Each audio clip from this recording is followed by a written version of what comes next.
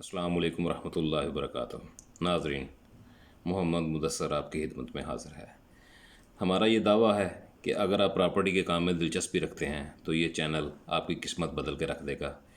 اس channel میں آپ کو انشاءاللہ تعالیٰ ایسی معلومات ملیں گی جو آپ کو کہیں اور سے میسر نہیں ہوگی۔ تو فردات کے حوالے سے آج یہ ہماری دوسری ویڈیو ہے، تو آج ہم شروع کرتے ہیں۔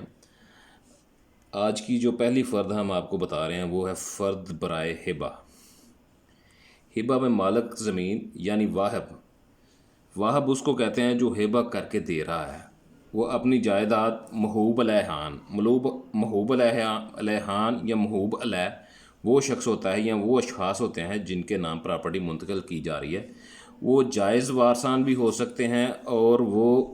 غیر وارثان بھی ہو سکتے ہیں۔ جائز وارثان میں کون ہے کہ اس کے بیوی، بچے، اس کے والدین، وہ جائز وارثن ہے، اور غیر وارثن میں وہ XYZ کوئی بھی ہو سکتا ہے۔ ان کو وہ بذریعہ رجسٹری زمین ہبہ کرے تو اس کو ہبہ یا خدا واسطے کہیں گے۔ ہبہ جو ورڈ ہے اس کی انگلش میں ٹرانسلیشن یہ ہے کہ ہبہ کو گفٹ کہتے ہیں، کہ آپ اپنی طرف سے کوئی بھی رقبہ، اپنا مکان یا کچھ بھی، کوئی بھی ایسی پراپرٹی جو اموویبل ہے اس کو ٹرانسفر کر رہے ہیں بلا کسی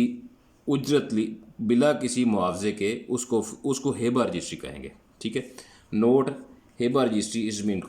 کی بھی ہوگی جو رہائشی ہو اور اس پر CVT ٹیکس لاگو ہوگا۔ یہ ایک ڈیفرنٹ چیز ہے۔ اوپر جو ہے جس میں CVT ٹیکس لاگو نہیں ہوتا، یہ کلٹیویٹڈ لینڈ ہوتی ہے، یعنی کہ کلٹیویٹڈ لینڈ زرعی رقبہ ہوتا ہے، اور یہ جو رجسٹری جو رہائشی ہوتی ہے اس کو سکنی کہتے ہیں۔ اور سکنی میں جو اندرون حدود کمیٹی، گورنمنٹ نے کچھ چیزیں ڈیفائن کی ہوتی ہیں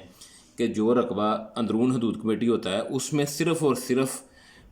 کسی بھی رقبے کی منتقلی جو ہوتی ہے وہ بذریعہ رجسٹری ہوتی ہے، اور جو برون حدود کمیٹی ہوتی ہے وہاں پہ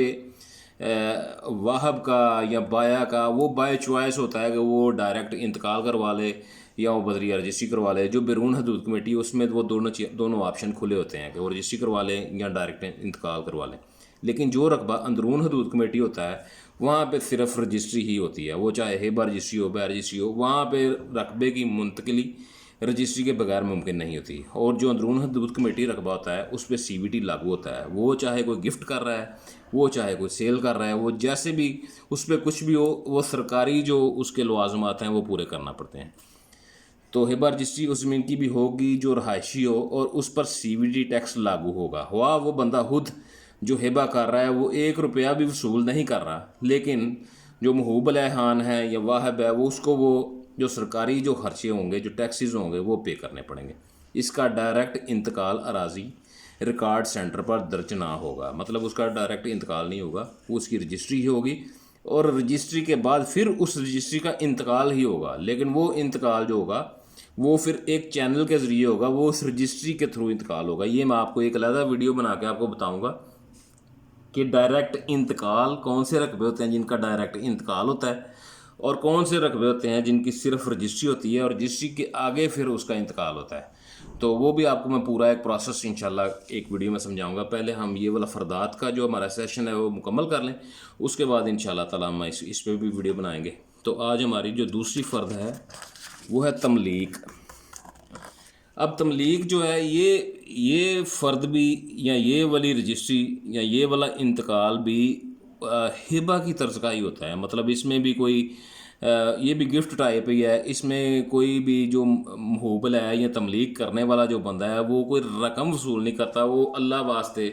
یا فی سبیل اللہ ہی مطلب کہ وہ اپنا رقبہ جو ہے نا منتقل کرتا ہے۔ لیکن اس میں فرق صرف یہ ہوتا ہے کہ تملیک کیا گیا رقبہ صرف اور صرف وارثان کو ہی منتقل ہوتا ہے، اور وارثان کا بھی جو شیئر ہوتا ہے، وارثان کے بھی جو حصص ہوتے ہیں جو شرعی لحاظ سے مقرر کیے ہوئے ہوتے ہیں اس کے مطابق ہوتا ہے۔ اگر ان میں کمی بیشی کر دی جائے تو پھر وہ ہبہ ہو جائے گا، لیکن شرعی طریقے سے، شرعی لحاظ سے جو حصص مقرر کر دیے گئے ہیں ہمارے مذہب میں، اگر اس طریقے سے کیا جائے گا تو پھر وہ تملیک ہوگا۔ مالک زمین اپنا رقبہ وارثان میں شرعی لحاظ سے بذریعہ رجسٹری تقسیم کرے اس کو تملیک کہیں گے۔ وہ رجسٹری کر لے یا ڈائریکٹ انتقال کر لے اس کو نام تملیک کا ہی دیا جائے گا۔ یہ بھی ہبہ جائز وارثان کی قسم ہے، مگر اس میں فرق یہ ہے کہ واہب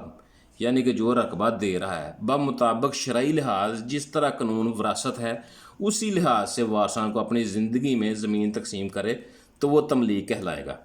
مطلب بات کو میں مزید اس کو تھوڑا سا کھولتا ہوں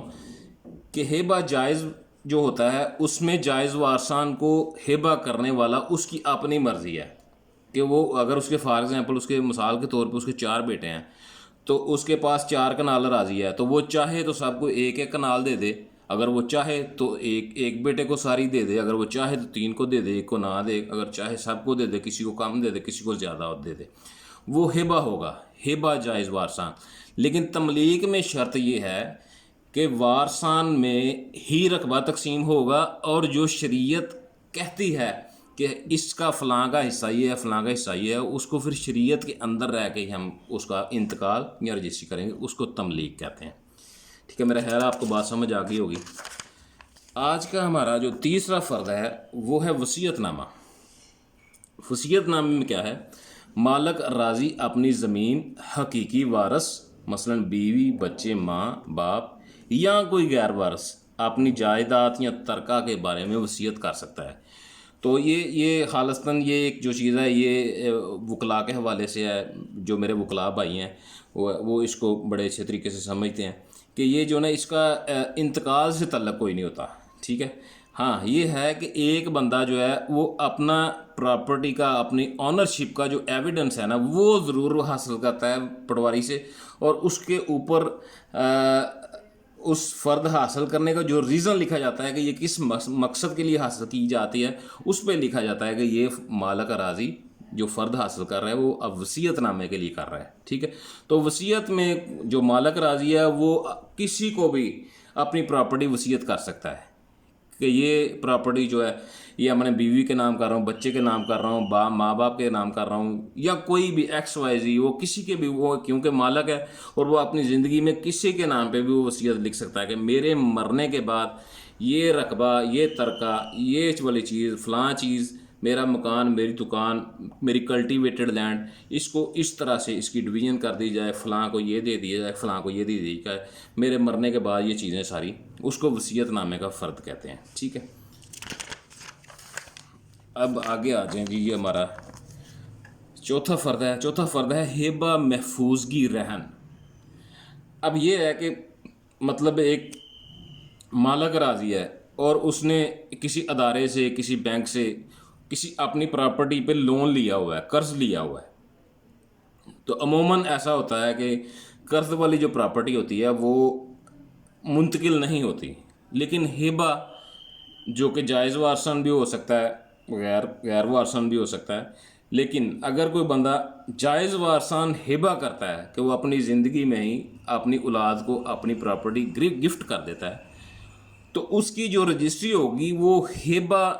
رجسٹری ہی ہوگی، لیکن وہ ہیبہ محفوظگی رہن ہوگی۔ ہیبہ محفوظگی رہن کا کہ مطلب کہ جو وہ اس ادارے کے جس نے لون لیا ہوا ہے اس کے رائٹس پہ کوئی فرق نہیں پڑے گا، جو قرض اس نے خود اپنی زندگی میں خود ادا کرنا ہے وہ قرض اسی طرح سے جب پراپرٹی بچوں پہ منتقل ہو جائے گی تو وہ ہیبہ محفوظگی رہن میں اس کا جو لون ہوگا وہ بھی ویسے ہی منتقل ہو جائے گا۔ مطلب کہ جو رقم، جو چیزیں اس نے ادا کرنی ہے اپنی زندگی میں، جو اس نے کسی ادارے سے لون لیا ہوا ہے، پھر وہ اس کی اولاد جو ہوگی وہ اسی طرح سے، مطلب وہ جو رہن کا انتقال درج ہو چکا ہے کاغذات مال میں اور اس ادارے کے نام جو ہو چکا ہے وہ اسی طرح سے محفوظ رہے گا، وہ اسی طرح سے آگے منتقل ہو جائے گا۔ مطلب جو لون اس نے ادا کرنا ہے وہ لون اب اس کے بچے ادا کریں گے۔ تو اس کی تشریح اس طرح سے کہ مالک زمین نے اپنی زمین بدریہ رہن رجسٹری کر رکھی تھی، مثلا اس نے اس ادارے کے نام جس سے اس نے لون لیا ہوا تھا اس کو اس نے وہ رہن کی رجسٹری کر کے دے دی ہوئی تھی، تو رہن محفوظ کی بذریعہ رجسٹری موجود تھا، مطلب پہلے بھی ایک رجسٹری اس ادارے کے نام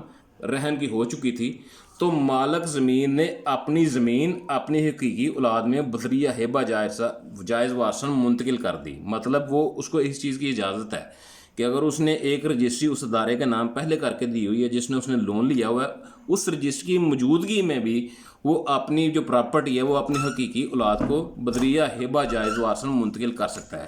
اس کو ہیبہ محفوظگی رہن کہیں گے۔ ٹھیک ہے، تو میرا خیال ہے یہ اس میں کافی ساری چیزیں آپ کو کلیئر ہو چکی ہیں۔